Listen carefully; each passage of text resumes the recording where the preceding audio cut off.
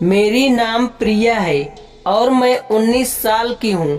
मैं अभी एक जॉब करती हूँ जो कि मेरे मामा के घर के पास ही था।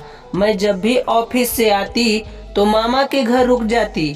मेरे मामा की अभी तक शादी नहीं हुई थी, लेकिन वो पूरे जवान और हॉट दिखते थे। वो शादी के लिए राजी नहीं होते थे क्योंकि उनको शादी का सुख पहले ही मिल जाता था। मैं जब मामा के घर जाती तो मामा मुझे घूर घूर के देखते तो मुझे डर सा लगने लगा कि मामा की तो अभी शादी नहीं हुई है और मामा मुझे इस तरीके से देख रहे हैं। तो जब मैं घर आई तो सोचने लगी कि अब क्या करूं। फिर भी मैंने किसी को नहीं बताया। फिर जब अगले दिन ऑफिस से मामा के घर गई तो मामा दरवाजा पर ही खड़े थे और मैं पीली कलर की सूट पहनी हुई थी जो कि थोड़ी टाइट थी। तो मामा मुझे गहरी नज़रों से निहार रहे थे। फिर मुझसे बोले कि प्रिया, तुम क्या काम करती हो? तो मैं डरते हुए बोली कि मामा, ऑफिस का काम करती हूँ। फिर बोले कि ये ड्रेस किसने दी है? तो मैं बोली कि भैया ने दिलवाया है। तो मामा ने बोला, बहुत अच्छा दिख रहा है, तुम्हारे बदन पर ऐसे ही सटा हुआ ड्रेस पहना करो, अच्छा दिखती हो। फिर मैं बिना कुछ बोली अंदर चली गई। उसके बाद मैं नानी के पास गई तो नानी से बोली कि नानी, मामा की शादी क्यों नहीं करा रही हो? तो नानी बोली, तुझे क्या पड़ी है, उसकी शादी होगी। तब तक मामा आ गए और मैं चुप हो गई। फिर मामा ने बोले कि माँ, एक चाय बना दो। फिर नानी चाय बनाने चली गई। मैं भी उनके पीछे किचन में आ गई। फिर चाय बनाने के बाद नानी मुझसे बोली कि प्रिया, ये चाय रमेश को दे दो। फिर मुझे झट से लगा कि कहीं गई तो कुछ ऊंच नीच न कर दे। फिर मैं चाय लेकर मामा के कमरे में गई तो मामा अपना शर्ट खोलकर बैठे थे। तो मैं बोली, मामा चाय। तो मामा मुझे घूरने लगे। थोड़ी देर बाद बोले कि टेबल पर रख दो। तो मैं टेबल पर चाय रख दी। मामा मेरी दूसरी नानी के तीसरे बेटे थे। नाना जी ने 2 शादियां की थी। बड़ी नानी अब इस दुनिया में नहीं थी। मामा जब वे विभाग में अधिकारी हुए तो सबसे अधिक खुशी मुझे ही हुई क्योंकि अब तो मामा के लिए रिश्तों का बहार सी आ गई थी उन दिनों। लेकिन बड़े नखरे थे मामा के विवाह के लिए, चूँकि छोटी नानी की पहलौठी की 2 संतानें पैदा होकर चल बसी थी और मामा बड़ी माँ मनौतियाँ के बाद पैदा हुए थे। साथ ही फूल पानी की तरह पाले भी गए थे। इसलिए घर वालों ने उनके नजखरे भी सिर आंखों पर लिए थे। कितनी ही लड़कियां देखी गई, उन्हें नहीं भाया। देख देख कर छोड़ी गई थी। किसी का रंग दबा तो किसी का हाइट कम थी और तो कोई मोटी थी तो किसी की आंखें छोटी थी। दर्जने रिश्ते छोड़े गए लेकिन मामा का ब्याह कहीं तय नहीं हो पाया। माँ और नानी को कोई बार कहते सुना कि रमेश कोई हूर की परी ही चाहिए। हाँ, मेरे मामा थे ही ऐसे। फिर किसी ने कहा, भाई साहब, मेरी बेटी विवाह योग्य है। अगर रमेश से उसकी शादी हो जाती तो मैं समझूंगी कि मेरा यश वापस लौट आया है। और इस तरह रमेश मामा का ब्याह उस अनदेखी अनजानी लड़की से चटपट ही हो गया था। भावनाओं का ज्वर इतना अधिक था कि एक बार मिलने या तस्वीर देखने के लिए औपचारिकता भी नहीं बरती गई। हफ्ते भर के अंदर ही उषा मामी ब्याह कर रमेश मामा के घर चली आई। उस दिन नाना ने अपने घर को रोशनियों से सजाया था। माँ ने उषा मामी की मुंह दिखाई सोने की गिन्नी से की थी, लेकिन उन्हें उषा मामी बिल्कुल पसंद नहीं आई थी। रसोई में जाकर नानी से बोली थी, कैसी जगह ब्याह कर दिया। अब रमेश के पिताजी ने बला डाल ही दी गले में।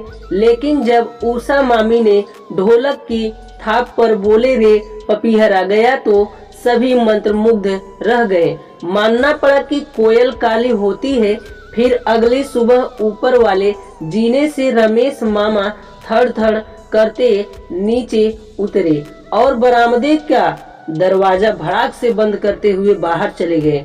मुझे आज भी उनका वो तो तमतया चेहरा याद है और नानी का कांपता स्वर, रमेश को पसंद नया आई दुल्हन। तभी छम छम करती उषा मामी ऊपर से नीचे उतरी। आज उन्होंने चेहरे से पूरा घूंघट हटा रखा था। गहरा सांवला रंग, कुछ कुछ फैली सी नाक और छोटा कद। आंखें जरूर शरबती थी, लेकिन उन आंखों में ड्रबेन की फुर्सत कहाँ थी। अब तो रमेश मामा को उन्होंने तो पहली दृष्टि में ही नपास कर दिया था। उषा मामी को सच मुझे भी बहुत निराशा हुई थी उन्हें देखकर। जयमाल के समय तो ब्यूटी पार्लर वाली ने उनका काया पलट ही कर दिया था, किंतु कलई उतरते ही असली रंगत सामने आ गई थी। भरपूर दान दहेज और धन दौलत देने के बाद भी घर में कोई भी उषा मामी को मन से स्वीकार नहीं कर पाया। ईश्वर ने उषा मामी को रूप रंग देने में कृपणता अवश्य बरती थी, लेकिन उनकी बुद्धि, गुण और व्यवहार अद्भुत थे। बोली में इतनी मिठास की परायों को भी अपना बना ले। समय के साथ घर भर में सबकी दुलारी बन चुकी थी। उषा मामी अच्युत मामा का प्यार नहीं पा सकी। पुरुष तो स्त्री सौंदर्य से ही बंधा होता है। शायद मैं भी विवाह की उम्र के आसपास ही थी और जानती थी, समझती थी कि विवाह के सुख जोड़े में आरंभ की गई यात्राएं कितना सब्र मांगती हैं। एक शहर में रहने के कारण अक्सर मैं अकेले ही नानी के घर चली जाती थी। उस दिन अचानक ही ऊपर उषा मामी के कमरे में उनसे मिलने पहुंच गई थी। वे दरवाजे की तरफ पीठ किए आराम कुर्सी पर अधलेटी थी। मैंने देखा मामा की कमीज उनकी गोद में थी और वे उसके बटन बाहें चूम रही थी, सूंघ रही थी। शायद वे मामा की महक में डूबी हुई थी। मेरी आहट सुनकर पलटी और मैं शर्मा गई। उस समय सच मुझे वे बहुत प्यारी लगी थी। ये क्या मामी, दिन में भी मामा को याद करती रहती हो? मैंने उन्हें छोड़ा तो उनकी आंखें छलक उठी। उनके आंसुओं की उस तरलता में एक परछाई थी जिसे मैंने न जान पाई कितनी बार देखा था। वे उठकर खिड़की के बाहर आसमान में न जाने क्या ढूंढ रही थी। शायद अपने टूटे हुए सपनों की किरचे। उनके मन में अत्यधिक दुख था जो उस दिन उन्होंने मुझसे टुकड़ा टुकड़ा बतला दिया। उनके ब्याह को 4 बरस होने आए थे और उनकी गोद अभी तक सूनी थी। सर्दी की उस पूरी दोपहर में मैं उषा मामी के साथ रही। बहुत से दुख निशब्द समझे जाते हैं। विवाह की पहली रात से अच्युत मामा ने उषा मामी से दूरी बरत ली थी। पहली ही रात वे उषा मामी का घूंघट उठाने के बाद अपना तकिया उठाकर दूसरे कमरे में सोने चले गए थे। धीरे धीरे वे बाहर वाले कमरे में ही सोने लगे, लेकिन मामा की उपेक्षा के बाद भी उषा मामी टूटी नहीं। अपने लिए एक जमीन, एक आकाश ढूंढ लिया था उन्होंने जो उनका अपना था। डिग्री थी उनके पास। राजकीय कन्या विद्यालय में संगीत शिक्षिका हुआ करती थी। समय के साथ नानी पोते पोती के लिए अकुला उठी थी। एक ही लड़का, वह निर्बंसिया। हे भगवान, ये कहाँ का न्याय है? लेकिन भगवान है कि कहाँ जो हम उससे सवाल करें। उसे तो हम बेकार में यश अपयश देते रहते हैं। फिर मामा की वंश बेल बढ़ती भी तो कैसे? जब पुरुष स्त्री का संग साथ होगा तभी न वंश बेल बढ़ेगी। जब मन ही पूरा नहीं बन पाता तो पौधा कहाँ से बनेगी? ये कौन समझाए घर वालों को? नानी के तानों से मामी का कलेजा छलनी हो जा रहा था। धीरे धीरे वो ढीठ हो जा रही थी। 4 वर्षों में 8 बार भी मायके नहीं गई। मैं सोचती कि क्या रमेश मामा और उस मामी के बीच कोई भी ऐसा तुन नहीं होगा जो उन्हें परस्पर जोड़ देता, लेकिन ऐसा कुछ भी नहीं बच सका था। फिर एक दिन पता नहीं क्या हुआ कि उषा मामी सच में मायके चली गई, हमेशा के लिए, फिर कभी वापस नहीं आई। सुना था नानी ने चिड़िया हट में उन्हें बंजर बांझ कहकर दुत्कार दिया था, शायद एकाक हाथ भी उठा दिया था उन पर। दुखी मन लिए बिना कुछ कहे सुने उषा मामी चली गई। किसी ने उन्हें रोका भी नहीं। समय गुजरता गया, माँ से सुनती रहती कि रमेश मामा के लक्षण ठीक नहीं है। मामी के चले जाने के बाद वे भटकते रहे। इस औरत से औरत तक उनकी उम्र बढ़ती जा रही थी। समय, मौसम और उम्र कहाँ रुकते हैं किसी के लिए, फिसल जाते हैं बंद मुट्ठी से रेत की तरह। रमेश मामा अपनी उम्र को मन से स्वीकार नहीं कर पा रहे थे। मन और उम्र की एक संगनता साथ बनी रहनी चाहिए। यदि किसी बिंदु पर मन और उम्र की एक संगता छूट जाए, उम्र आगे निकल जाए और मन वहीं ठहर रह जाए, तो एक अजीब सी त्रासदी झेलनी पड़ जाती है। और रमेश मामा तो दूसरा ब्याह करना चाहते थे, लेकिन कैसे करते? मामी ने तलाक के कागजों पर हस्ताक्षर करने से मना कर दिया था। उम्र के निशान अच्युत मामा के चेहरे और शरीर दिखने लगे थे, गिरते बाल और बढ़ता मोटापा। वे कैसे न कैसे अपने यौवन को मुट्ठी में कर लेना चाहते थे, लेकिन वे ययाति तो थे नहीं कि कोई पूरा अपना यौवन उनको दान में दे देता। फिर एक दिन सरकारी दौर से लौटे मामा अकेले नहीं थे। एक 17 से 18 वर्ष की कमसीन लड़की उनके साथ थी। नाना नानी, माँ और मैं सबके साथ पूरा परिवार स्तब्ध, हतप्रभ, आश्चर्यचकित था।